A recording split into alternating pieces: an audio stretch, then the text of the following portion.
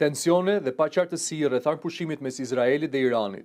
Sipas mediave izraelite, afati I vendosur nga presidenti amerikan Donald Trump për arritjen e një marrëveshje me Iranin mund të skatojë që këtë të diel.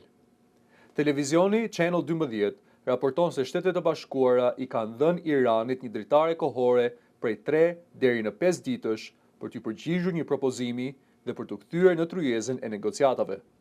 Në të kundërt, paralajmërohet se arpushimi aktual mund të prishet.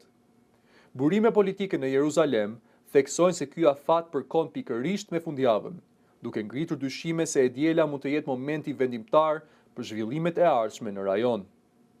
Megjithatë, sipas të njëjtave burime, shanset për një marrëveshje të shpejtë mbeten të ulta. Nga ana tjetër, Shtëpia e Bardhë ka reaguar duke hedhur poshtë këto raportime.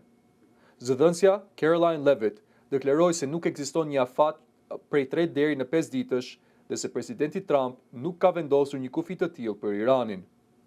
Ajo shtoi gjithashtu se zhvillimet e fundit në terren, përfshirë sekuestrimin e 2 anijeve, nuk konsiderohen si shkelje e arpushimit nga administrata amerikane.